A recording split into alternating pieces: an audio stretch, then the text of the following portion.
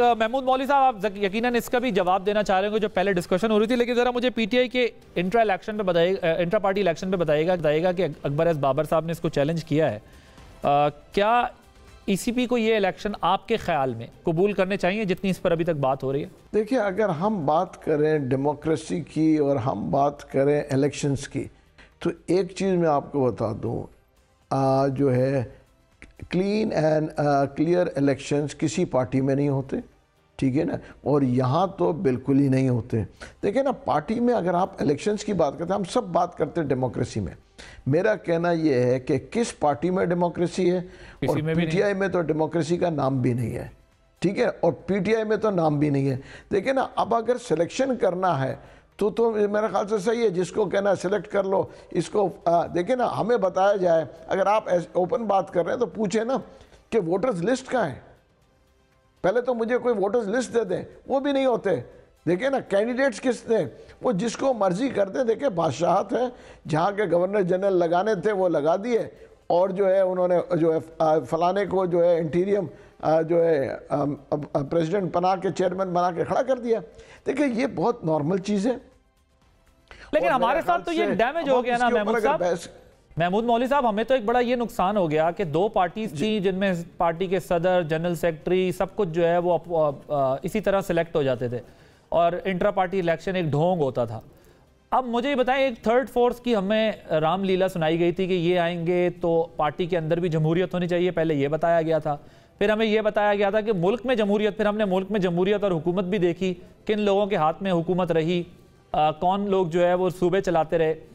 लेकिन मुझे ये बताएं कि फिर पाकिस्तान में ये डेमोक्रेसी वाला ख्वाब तो कभी पूरा नहीं होना, क्योंकि जब पार्टीज के अंदर ही डेमोक्रेसी नहीं है, ये यहाँ पर भी जो है अपॉइंटमेंट्स ही हैं, तो फिर उसके बाद कौन सी पॉलिटिकल पार्टी ये क्लेम करेगी कि हम मुल्क में जमहूरियत लाएंगे? देखिए, आप बिल्कुल सही कह रही है, दोनों को जो पार्टीज थी, जो मेजर पार्टीज थी, उनमें ये था। मगर इसमें मैं आपको बताऊँ, पीटीआई में उनसे एक हाथ आगे था, इधर तो कोई बात भी सुनना नहीं चाहता था। देखिए, इधर तो अगर कोई बात करे तो कहते थे हम आपको पार्टी से निकाल देंगे। जब वो कहते थे कि फौज के खिलाफ बोलो और फौज के खिलाफ जो है स्टेटमेंट्स दो, आप लोग ट्वीट करो, तो जो आदमी कहता था कि मैं ट्वीट नहीं करूंगा, और ये भी कहा जाता था कि अगर आप ट्वीट नहीं करेंगे तो आपको पार्टी से निकाल दिया जाएगा। यहां तक तो हालत थी इस चीजों की। क्या बात करते हैं, चेयरमैन पीटीआई कहते थे, इतने लोग गवाए, बिल्कुल उसी के वो ग्रुप पे ऊपर थे। जिस ग्रुप की मैं बात कर रहा हूं, उस ग्रुप पे चेयरमैन पीटीआई भी थे। वो कहते थे कि फौज को जो है बुरा भला बोलो। तो वो तो फिर फिर तो इस केस से वो नहीं निकल सकेंगे, फिर तो साइफर से बड़ा ये केस होगा कि 9 मई वाले मामले पर ये फिर आप तो कह रहे हैं कि आप उस ग्रुप में देखते रहिए सब चीजें, ये तो और बड़ा मसला है फिर। बिल्कुल, मैं आपको बता रहा हूं, और भी लोग ग्रुप पे थे, उन्होंने कहा जो नहीं कहेगा उसको ग्रुप से निकाल दो। और एक स्टेज के ऊपर शौकत तरीन ने, ठीक है ना, शौकत तरीन साहब ने उसके जवाब दिया था, ऐसी तबीयत साफ की थी, कहने लगा क्या बात करते हैं कि हम ऐसे करें, मैं नाम लेके बात कर रहा हूं, और ये जवाब मैं भी देने वाला था, तो उससे पहले मैंने देखा ये जवाब आ गया। और तो शौकत तरीन साहब ने उनको अपोज किया इसमें कि हमें ये नहीं करना चाहिए। बिल्कुल, शौकत तरीन साहब ने कहा कि कहने लगा क्या आप बात करते कुर्बानी होगी। मैंने शौकत तरीन साहब ने जो इसको अपोज किया था, वो तो आज है भी नहीं पाकिस्तान में, उसके बावजूद मैं नाम ले रहा हूं। ओके, ये तो बड़ा संगीन इल्जाम है। महमूद मौलवी साहब कह रहे हैं आप लोगों के ग्रुप्स में चेयरमैन पीटीआई खुद इल्जाम लगाते थे और उन्होंने कहा शौकत तरीन साहब ने उनको रोका टोका। अब अच्छा, मैं एक चीज बता देता हूं, जो आप बता रहे थे ना, मैं थोड़ा सा 1-5 सेकंड के लिए कमेंट करूंगा। जब आप कह रहे थे ना वो जो मांगते हैं, बेसिस मांगते हैं, वो देते हैं, आई एम श्योर वो इसी तरह ही होता है। लेकिन वो एक इंटरव्यू की बात थी, इंटरव्यू में जो बंदा था उसने उनसे सवाल पूछा कि क्या आप ये कर लोगे। अब वो मांग रहे या नहीं मांग रहे हमें नहीं मालूम, उसने एक सवाल किया, उसका जवाब उन्होंने दिया एब्सोल्युटली नॉट। बाकी कुछ जगह हुआ या नहीं हुआ, जैसे आप मुझसे पूछ रहे हैं, अभी आप मुझसे एक सवाल पूछते हैं, मैं आपको कहता हूँ absolutely not, that's good enough a message. जो मर्जी टीवी देख रहा है उसके लिए ये मैसेज है। अब अगर मुझसे किसी ने पूछा नहीं पूछा वो अपनी जगह है, लेकिन मेरे में इतनी हिम्मत थी कि मैं टीवी पे, मुझे पता है कि मेरा व्यूअर कौन है और मैं कह रहा हूँ एब्सोल्युटली नॉट। साले बाकियों में हिम्मत ही नहीं है कुछ कहने की।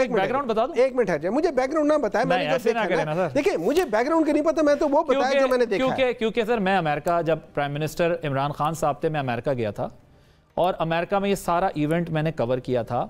आपको खुद भी याद होगा जब वापस आए तो यहाँ एयरपोर्ट पे सेलिब्रेशंस हुई थी, डोनाल्ड ट्रंप से बहुत सारी एक्सपेक्टेशन थी। डोनाल्ड ट्रंप के जाने के बाद बाइडेन एडमिनिस्ट्रेशन ने भी खामोशी इख्तियार रखी।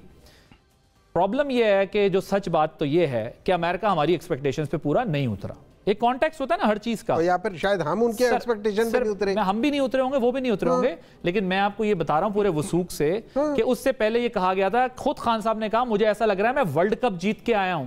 तो अगर आप वर्ल्ड कप, अमेरिका के साथ इतनी भी कोई दुश्मनी नहीं थी, उसकी दुश्मनी की रीजन जाहिर है यही थी, दोनों ममालिक के अपने अपने इंटरेस्ट होते हैं। सो हम अपने मुल्क के इंटरेस्ट को अपनी पैटी पॉलिटिकल इंटरेस्ट में कैसे गेन कर सकते हैं, हमने आज तक अपने मुल्क के इंटरेस्ट की बात नहीं की, हमने उनके इंटरेस्ट की बेसिस पे हमने अपने पूरे मुल्क को तबाह कर दिया, $200 बिलियन का नुकसान करा दिया। लेकिन अभी आ जाते हैं, अभी महमूद मौलवी साहब, of all the people, Mahmood मौलवी साहब कह रहे हैं कि पाकिस्तान तहरीक इंसाफ में बादशाह थी। मान लिया कि बादशाह थी, बादशाह तो पीपीपी में भी थी, बादशाह तो पीएमएलएन में भी है, बादशाह तो जेयूआई में भी है, बादशाह तो एनएबी में है। अगर आज पीटीआई की जगह इनमें से कोई पार्टी होती, कौन बनता? मैं बताता हूं, जिसके साथ शरीफ, जिसके साथ भुट्टो, या जिसके साथ जरदारी, या जिसके साथ वली, या जिसके साथ फजल रहमान, ये होते हैं। साले किसी और को आने तो दे, बाकी सब बैंड यू का बात कर ये गुलामाना जहन वाले लोग हैं।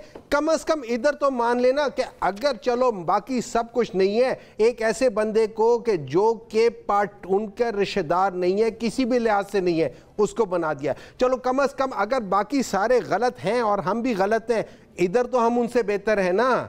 नॉन फैमिली ओरिएंटेड तो हो गए ना, दिखा दिया ना। So at least give the credit, the due credit ना। बाकी लोग तो आसमा बेचारी जो मतलब वो पीपल्स पार्टी छोड़ के इधर आई थी कि शायद कुछ हो जाए, इधर भी और उधर भी ये लोग हर वक्त हाथ बांधे रहेंगे, उससे आगे जा नहीं सकते। और कौन जा सकता है? सिर्फ वो लोग जा सकते हैं जो उनके खानदान के नस्ल दर नस्ल गुलाम भी रहे हैं, वो जा सकते हैं। जी अज़मा साहिबा, वो कहते हैं कि जी हमने कम से कम एक ऐसे बंदे को बनाया जो उनका रिश्तेदार नहीं है, ये तो आप हमें दाद दें, वरना तो फैमिली लिमिटेड कंपनीज हैं सब। नहीं देखिए, वो तो बता दिया था ना, अली जफर साहब ने जब अनाउंस किया तो उन्होंने कहा कदावर शख्सियत तो हमने लगानी नहीं थी, तो वो उस बेचारे को जो उसको लगाया उसका आपने कद कितना छोटा कर दिया था पब्लिक के सामने, वो तो बता दिया। उनको पुजदार लगाने की आदत है, रिमोट कंट्रोल पे चलाने की इस आदमी को आदत है, वो अपने अलावा तो किसी और को देख नहीं सकता ना उसका। और ये जो है ना दूसरों को दरबारी दरबारी कहते हैं, इनके घर में तो मतलब जानवरों से ज्यादा औकात नहीं है। ये जो सारे जो बड़े बड़े लीडर बने रहते हैं ना, इनको जमान पर की ड्यूटी तक जो है ना वो भलांगने की इजाजत नहीं थी, और ये जो है वो दूसरों को बातें करते हैं बैठ के। ये इनका तरीका है, इनको हर चीज के साथ गाली देनी है। और ये जो कौन सी गाली दी है इन्होंने? इशू नहीं था, प्रोपेगेंडा बना दिया, ये बात थी नहीं, उसको झूठ को डेवलप कर दिया। आज भी हकीकी आजादी किससे लेनी है इनको? हकीकी आजादी नाम क्यों नहीं लेते? बताएं ना किससे चाहिए इनको आजादी? पाकिस्तान इस्लामी जमहूरिया पाकिस्तान के अंदर ये हकीकी आजादी का नारा लगाते, किससे चाहिए इनको हकीकी आजादी? बोले ना, बताएं किससे चाहिए इनको हकीकी आजादी? दूसरी बात यह है कि हमारी पार्टी के अंदर हमारे पास एक वोटर लिस्ट है, हमारी जो पूरी जो जनरल काउंसिल थी वो प्रेजेंट होती है, और हमारा जो इलेक्शन है वो लाइव हुआ था सबके सामने। हमारे कोई जो है वो आके किसी ने ये नहीं कहा मुझे कागजात नामजदगी नहीं मिली, मैंने खड़े होना था। लेकिन आज़मा साहबा 2000 का इलेक्टोरल कॉलेज होता है, उसके बाद ये सारा मसला जो है वो हल होता है। आइन में तब्दीली की इन्होंने, आदिल अपने आइन में तब्दीली की, और आइन में तब्दीली करके इन्होंने अपनी काउंसिल जो है वो बताई, और उन्होंने कहा कि उसके जरिए इलेक्शन हुआ करेगा। लेकिन वो इलेक्शन आज तक नहीं हुआ। जस्टिस वजीर वाला एक इलेक्शन हुआ था, उस इलेक्शन के अंदर जो है वो क्या बातें हुई थी, कैसे वो इलेक्शन हुआ था। इनके तो पार्टी के अंदर इंसान की औकात जानवर जितनी नहीं है। एक पार्टी कारकुन को जानवर जितनी औकात नहीं मिलती, ये दूसरों को बातें करने लगे। चले मैं जरा एक सवाल मैं करना नहीं चाहती, लेकिन मेरी एक गुजारिश जरूर है कि ये तो अलहदा है ना, ये आसमान से उतरे हुए हैं। वो छोटे से कद के बंदे को एक दूसरे बुजदार को लगा के ये जो है ये अब समझ रहे हैं इन्होंने जमहूरियत कायम कर दी है मुल्क के अंदर। लड़ने देते ना अकबर एस बाबर को, जो आपने वो कुर्सियां मेज लगाए थे जिसके ऊपर आपने इलेक्शन कराना था, वो कुर्सियां मेज नहीं भर सके। आप कह रहे हैं आप बड़े मकबूल हैं, वो चंद बंदे आके आपका इलेक्शन तो लड़ नहीं सके। आपने किसी को इलेक्शन लड़ने की जुर्रत नहीं देने दी।